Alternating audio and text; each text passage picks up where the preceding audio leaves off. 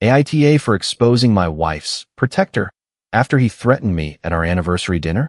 That was the moment the whole restaurant seemed to get quieter. Not actually quiet, of course. Forks were still hitting plates. Somebody at the bar laughed too loudly. A server walked past us carrying 3 cocktails. But at our table, everything froze. Brett's hand was still on the back of my chair.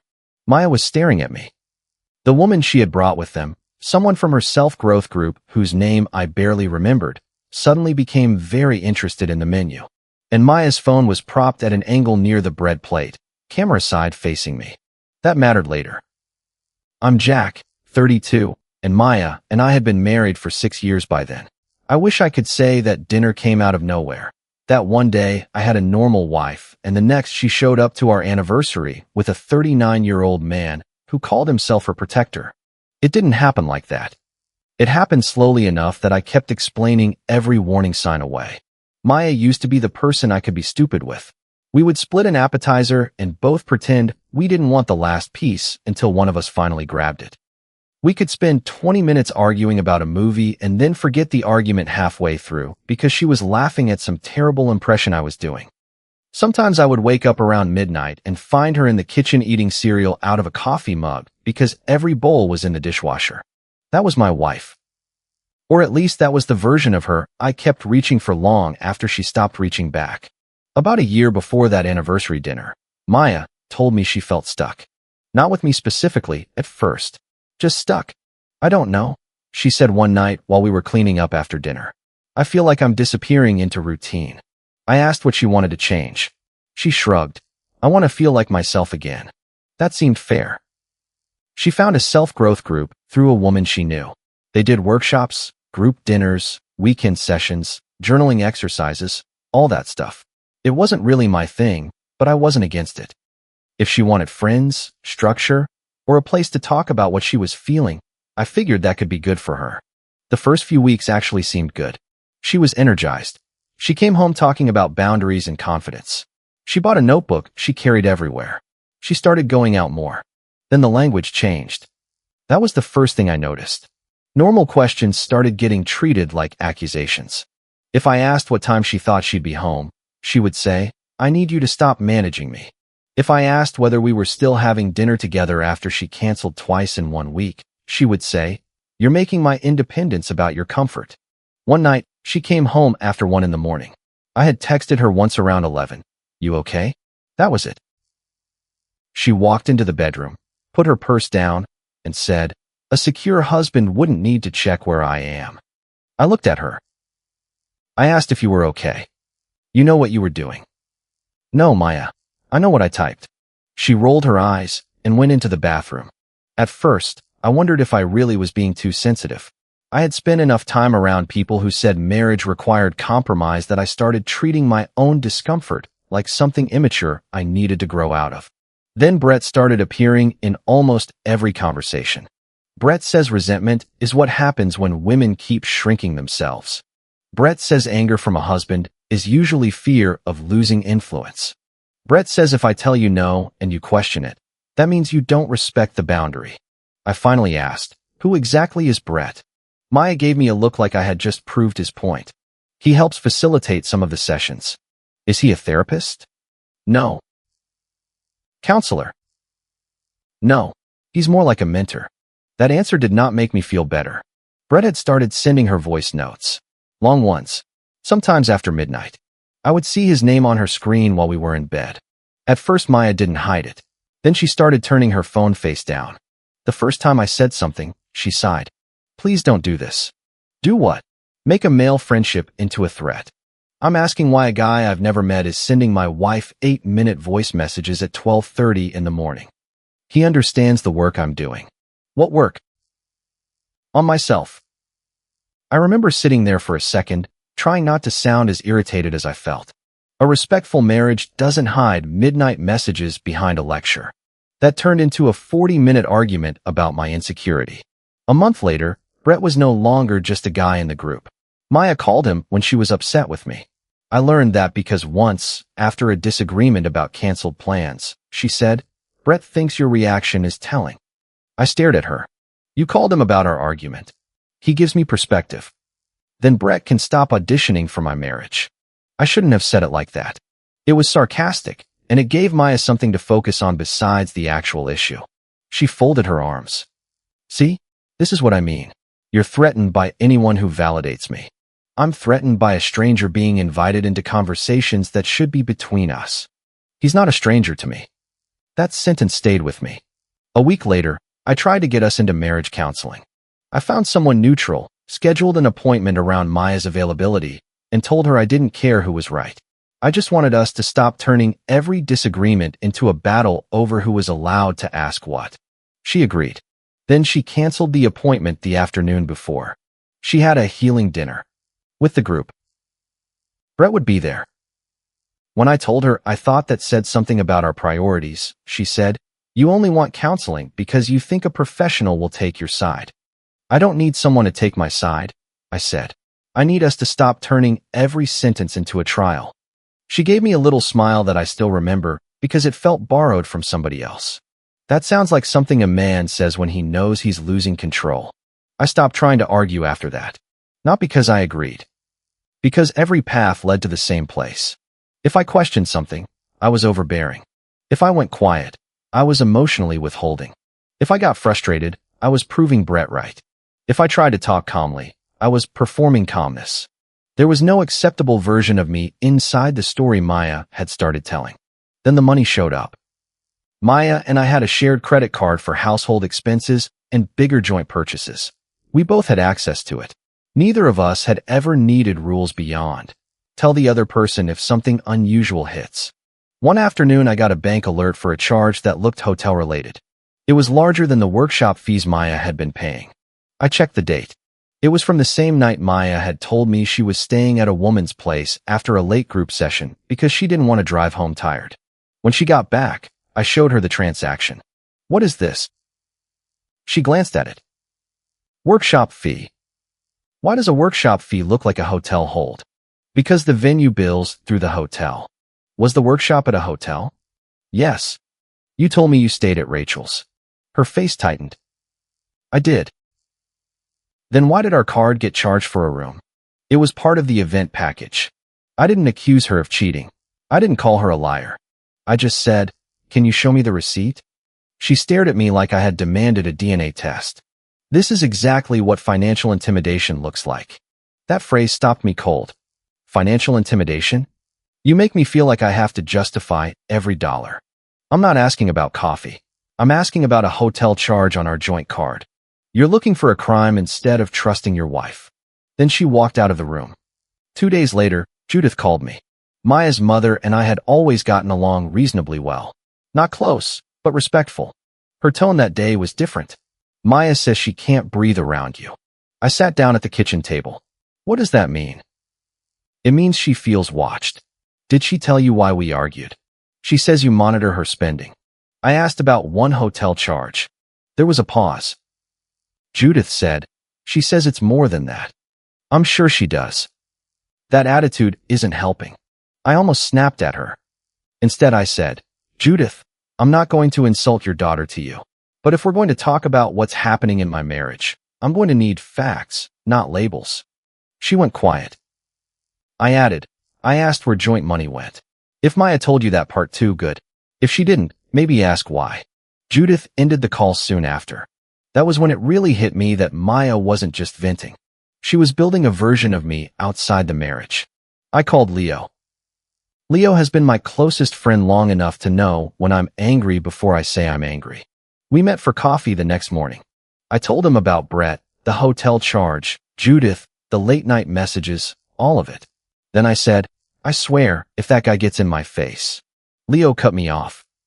"Don't." I didn't even finish. "You didn't need to." I looked away. He leaned forward. "Listen to me. From everything you're saying, this guy wants you mad." "Yeah, no kidding." "No, I mean he needs it." I looked back at him. Leo said, "He's telling your wife you're unstable. She's telling her family you're intimidating. You go punch him, scream at him, threaten him, whatever, and suddenly they don't have to prove anything." I sat there with my hands around my coffee. "He doesn't need to beat you," Leo said. He just needs footage of you acting like the guy he says you are. That sentence landed harder than I wanted it to. So what do? You stop performing for them. He told me to save everything. Statements, emails, dates, messages I already had lawful access to, bank alerts, voicemails sent into accounts tied to our shared devices or records. Nothing stolen, nothing hacked, nothing dramatic. Save it, Leo said. Screenshot it. Sleep before you send anything. No threats. No midnight texts. No trying to win the argument. I hated that advice because it was correct. For our 6th anniversary, I made a reservation for 2. That probably sounds stupid after everything I just described. Maybe it was. But I wanted one last private conversation. I thought if Maya and I sat across from each other without Brett's name entering every third sentence, maybe I could figure out whether there was still a marriage under all the noise. I got there early. The host checked the reservation. 2 tonight. Yeah, just 2. I sat down and waited. Maya texted that she was running late. 15 minutes later, she walked in with Brett and another woman from the group. I actually thought they were stopping by the table. Then Brett pulled out a chair. I looked at Maya. What is this? She put her purse down. You said you wanted honesty. I made a reservation for my wife. This is an accountability dinner. I almost laughed because the alternative was saying something worse. An accountability dinner. Yes. Brett moved toward my side of the table. I think it'll be better if I sit here. That's my chair. He gave me a small smile. Move before I make you look small in front of your wife. There it was. Not healing. Not support. Not perspective. A guy trying to bait another guy in a restaurant. I felt the anger go up my chest so fast my hands tingled. For about 2 seconds, I wanted to give him exactly what he wanted. Then I saw Maya's phone. It was sitting sideways against her purse, positioned toward me. Not toward the center of the table. Toward me. And Leo's voice went through my head. He wants a clip. So I smiled. Do you want to leave loud? I asked Brett. Or stay until everyone hears why my money paid for your hotel room? His face changed. Not much, but enough. Maya's did too. The other woman looked up. Brett recovered first. You see this? He said, glancing at Maya. This is intimidation. No, I said. This is a question. He sat down anyway. I stayed standing. A server came over carefully. Everything okay here? Yes, I said. Could we split the checks? Maya stared at me. Jack. I'll pay for mine. The server looked between us. Separate from the whole table? Yes. Brett laughed. That's petty. I looked at him. I'm done financing people who insult me at my own table. That shut him up for a moment. Maya leaned toward me. You are embarrassing me. I reserved dinner for 2. You brought a panel. This is about accountability. No, this is a setup. Her eyes flicked toward the phone. That was all I needed to see. Brett started in again. Maybe she needed a protector because you stopped acting like one. I looked at him. Funny. Protectors don't usually need another man's credit card. A couple at the next table went completely silent. Brett's jaw tightened. You don't scare me, Jack. I'm not trying to scare you. You're obsessed with money because it's the only power you have. No, I'm interested in why a charge connected to you appeared on a card you don't own. Maya interrupted. I already explained that. You said it was a workshop fee. It was. Then show me the invoice. She didn't answer. I stayed long enough for the server to bring my check. I paid. I did not touch Maya's phone. I did not raise my voice. I did not threaten Brett. Then I left. Maya came home almost an hour later. She slammed the door hard enough to shake the framed photo in the hallway. You humiliated me. I was sitting at the dining table. No, Maya. I refused to be humiliated quietly. You made everything about money. You brought Brett to our anniversary. Because you don't listen when it's just me. So you brought the man you text after midnight. He is not the problem. Was your phone recording? She froze. Just for a second. Then she looked away. Why are you asking me that? Because it was pointed at me. You're paranoid. Was it recording? She grabbed a glass from the cabinet and filled it with water. This is why I needed witnesses. That's not an answer. She turned around. Maybe if you weren't so worried about how you look, you'd think about why I felt like I needed to protect myself. I stared at her.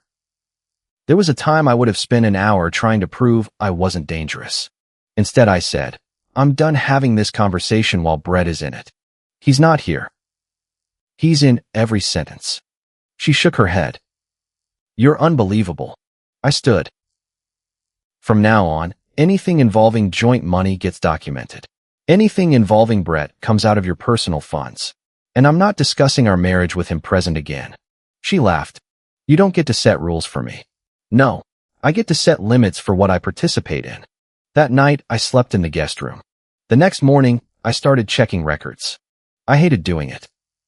Not because I thought joint financial records were private from me. They weren't.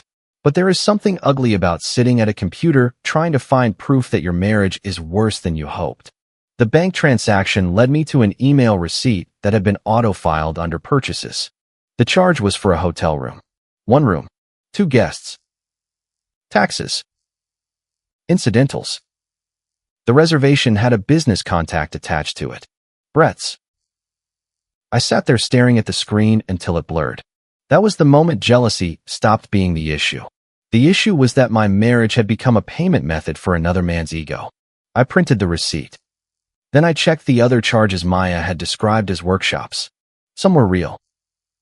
Some were not. There were payments labeled as private guidance. There were dinner charges. A second hotel-related transaction. A payment to Brett's small business. Not huge amounts individually. Enough together to matter. Enough to show a pattern. I contacted the organization that hosted the public workshops and asked for itemized records for charges tied to our card. The answer came back 2 days later. Several of the transactions Maya had called program costs were not part of the group events. I saved that too. Then I changed my personal autopay accounts to an individual bank account. I did not drain anything. I did not hide money. I did not empty shared funds. I just stopped letting my personal bills run through the same setup while everything was getting murkier. I also called the bank and asked what I could do about disputed or suspicious charges on a shared card. Following their process, I had the card locked while the questionable transactions were reviewed. Maya noticed within hours. She called me. You froze my card? The joint card. You had no right. I called the bank about charges I don't recognize. You recognize them. You just don't approve of them. I recognize Brett's name. That's not the same thing. You're proving everything I've said. Then it should be easy for you to prove those were legitimate joint expenses. She hung up. That evening, I got a message from someone named Nora. At first I thought it was spam. Then I saw Brett's name. She wrote, I don't know you, and I'm not asking you to trust me. But if Brett is involved in your marriage, check the dates before you decide you're imagining things. I did not answer right away. The next message included screenshots. Brett talking to her. Different woman. Same phrases. Your husband's reaction tells you everything. Stop explaining yourself to a man invested in making you doubt your growth. Sometimes people need to see who he becomes when you stop protecting his image. I read them 3 times. Nora and I talked the next day. She was 36. She had been in one of Brett's groups the year before. He has a script, she said. What does he get out of it?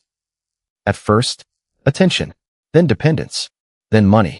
She sounded embarrassed saying it. He makes every husband sound dangerous, she continued. Then he makes himself sound necessary. Did he sleep with you? There was a long pause. Yes. I closed my eyes. Was that part of the program too? No. Her voice went flat. I was stupid. I didn't say that. I'm saying it. She told me Brett had encouraged her to document arguments with her husband. Not full conversations. Reactions. He'd say things like, ask him again. Push the issue. See what he does when he thinks he's losing control. Then afterward he'd focus on the worst 30 seconds. I thought about Maya's phone at the restaurant. Nora must have heard something in my silence. He wants the reaction, she said. That's the product. Your reaction becomes proof he was right.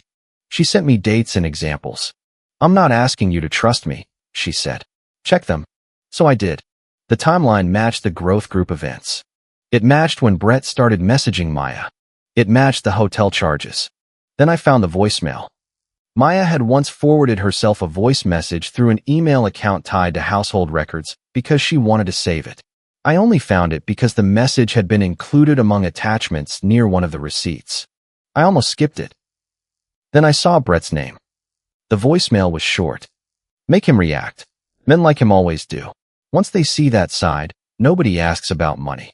I played it twice. Then I stopped. My hands were shaking. Not from fear. From the realization that the anniversary dinner had not just turned ugly. It had been built to turn ugly. I called Leo. I found it. What? The setup. I read him the transcript. Leo was quiet. Then he said, "Do not call her." I wasn't going to. Yes, you were. He was right. Sleep on it, he said. Talk to a lawyer before you do anything else. So I did. The legal consultation was not dramatic. No threats. No fantasy of taking everything. No TV-style courtroom revenge. I wanted to understand what I could safely do with joint finances, how to document questionable spending, what separation would look like, and how to make sure I did not create problems for myself by reacting badly. I left with a list. Keep records. Communicate in writing when possible. Do not destroy shared property. Do not make threats. Do not interfere with accounts in ways that violate obligations. Separate what can reasonably be separated. Document disputed charges. If I wanted repayment for clearly personal spending, make the request in writing and preserve the response. That was exactly the kind of boring advice I needed. I sent Maya a written request for repayment of the expenses tied directly to Brett, including the hotel charge and private guidance payments. Her response was one sentence. You're using money as punishment because you can't control me emotionally. I saved it. 3 days later, Maya asked me to have dinner with her and Judith. Then she added that Brett would be there. I actually laughed when I read it. She wanted me to apologize for the anniversary restaurant. Apparently, Brett believed I had publicly weaponized finances. Maya wrote, "This is your chance to take accountability and repair some of the harm." I told Leo. He said, "You're not going." I think I am. Why? Because this time I know what the room is. He looked at me for a second. Then don't go to argue. I'm not. I brought a large envelope. No laptop. No presentation. No dramatic binder with color-coded tabs. Just paper. Bank statements. The hotel receipt. The workshop invoice. The private guidance payments. The voicemail transcript. A few screenshots. A printed copy of Maya's message to Brett that I had discovered in records she had left accessible during our financial documentation. That one was the worst. He needs to look dangerous before people believe me. I stared at that line longer than any of the hotel receipts. Because Brett could manipulate her. He could flatter her. He could feed her language. But Maya had typed those words herself. The dinner was at Judith's place. When I arrived, Brett was already there. Of course he was. Judith opened the door and barely smiled. Maya sat at the table with her arms folded. Brett leaned back like he belonged there. I put the envelope beside my chair. Maya looked at it. What is that? Accountability. Brett smirked. Cute. I sat down. Judith had made food, but nobody really ate. Maya started. I asked you here because what happened at the restaurant was unacceptable. I nodded. Okay. She seemed surprised I did not fight the opening line. You embarrassed me in front of people. I asked about a charge on our card. You accused me. I asked. Brett leaned forward. This is what he does. He narrows everything down to technical language, so he never has to own the emotional impact. I looked at him. You'll get your turn. He laughed. I'm not here for your permission. No. You're here because my wife keeps inviting you into rooms that aren't yours. Maya started to speak. I held up one hand. Not at her face. Just enough to stop the overlap. You told everyone I was controlling because I asked where our money went. So let's answer that. I opened the envelope. First, the hotel receipt. I slid it across the table. Maya looked down. Judith picked it up. I said, Maya told me this was a workshop charge. It was connected to the workshop, Maya said. Judith read the page. This says room. Maya's mouth tightened. It was part of the weekend. I pulled out the workshop invoice. This is the itemized program charge from the organization. I put it beside the hotel receipt. The room isn't on it. Brett rolled his eyes. This is obsessive. I looked at him. No. Obsession is sitting in another man's anniversary dinner while spending his money.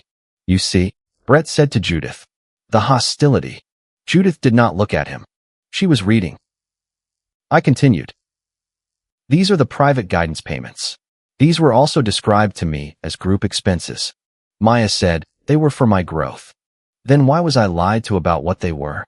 I didn't lie. You called a hotel room a workshop fee. It was related. Privacy is closing the bathroom door, Maya. Secrecy is making me pay for a lie. She pushed the papers back toward me. This is invasive. I didn't break into anything. These are joint financial records. Brett said, this is what controlling men do. They collect paper and call it truth. I reached into the envelope.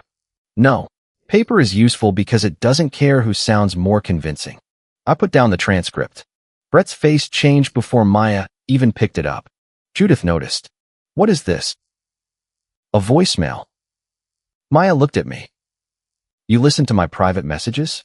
It was saved in an email record attached to the same account I was reviewing for the receipts. I did not hack your phone. That doesn't make it okay. You can be angry that I found it. You still have to answer for what's in it. Judith read aloud quietly. Make him react. Men like him always do. Once they see that side, nobody asks about money. Nobody spoke. Brett leaned forward.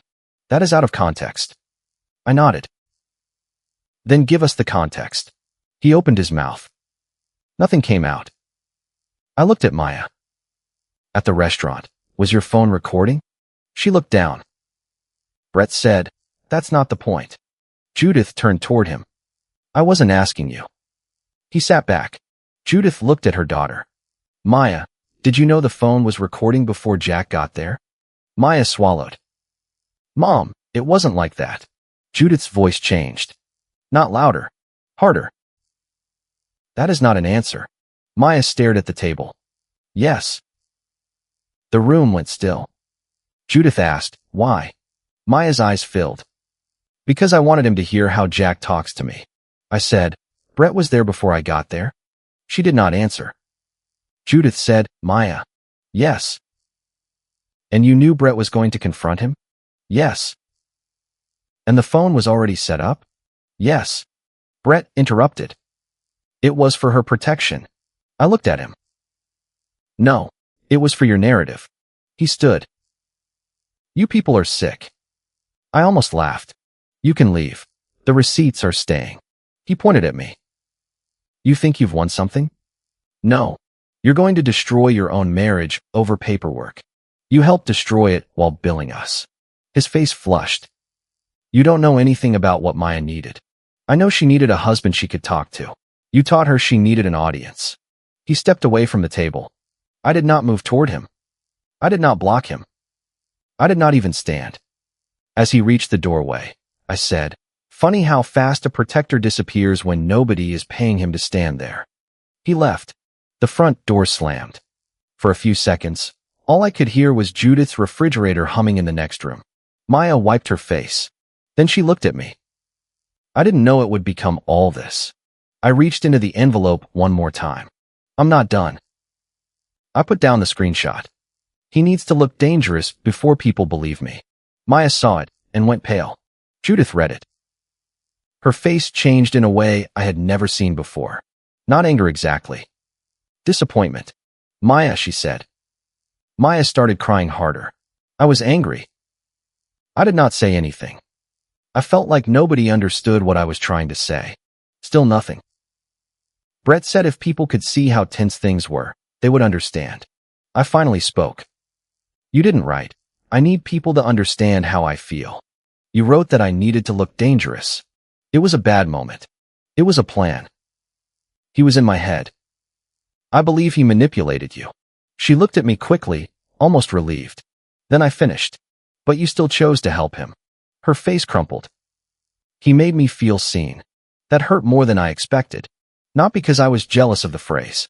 Because I remembered years of seeing her in 1,000 boring ways she apparently stopped counting. When she was sick. When she was tired. When she was excited about something nobody else cared about. When she changed her mind. When she needed space. When she needed me.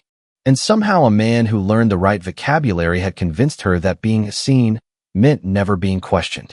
Maya said, I thought if people saw how you could get, they would understand me. And when I didn't react that way, she looked away. I nodded toward the anniversary dinner. He insulted me in public, took my chair, tried to question my manhood. You were recording. I know. And when I stayed calm, you still let him call me weak. She covered her face. Judith said quietly, Why didn't you tell me any of this? Maya lowered her hands. I didn't think you'd understand. You told me Jack was making you afraid to spend money.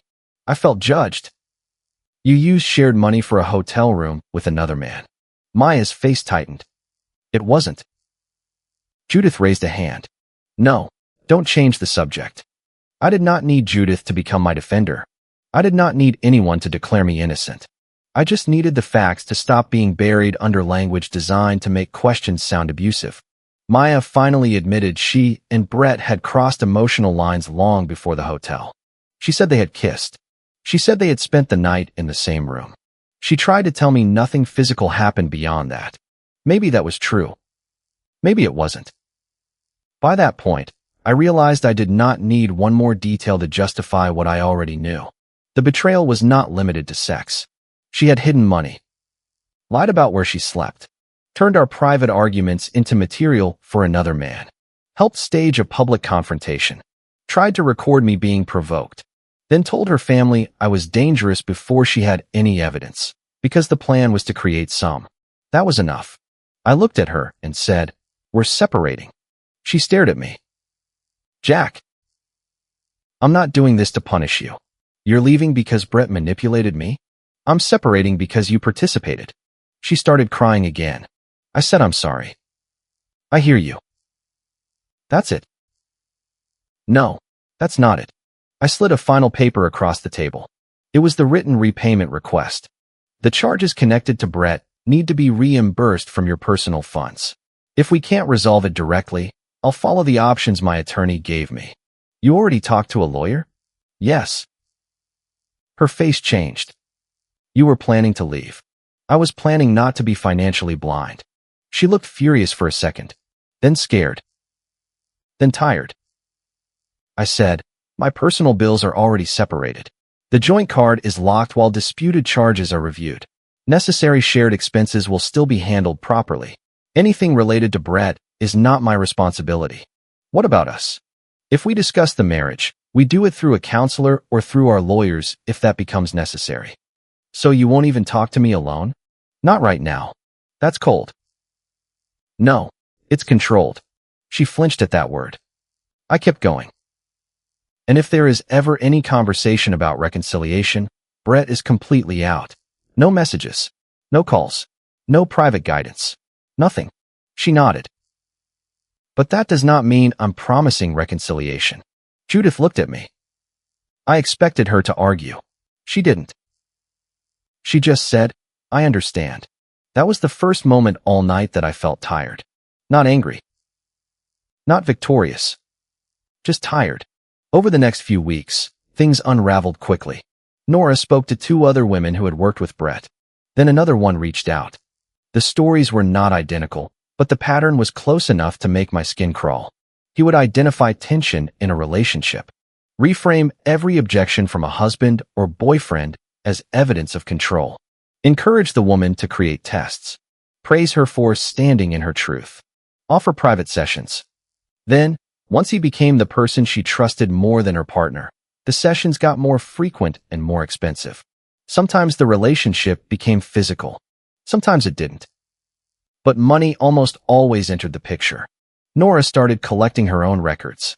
A couple of people demanded refunds. Someone talked about a civil complaint. I stayed out of that part as much as possible. I gave Nora copies of messages that were mine to share and confirm dates when asked. I did not launch a social media campaign. I did not call Brett's friends. I did not chase him. I didn't need to. His whole image depended on being the calm man standing outside someone else's supposedly chaotic relationship. Once enough people saw that he had been encouraging the chaos, the image cracked on its own. He stopped showing up to group events. His messages to Maya went from confident to panicked, then angry, then nothing.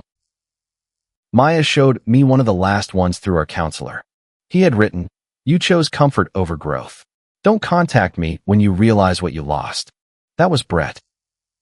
Even while running, he needed the final word to sound like wisdom. Maya did cut contact with him.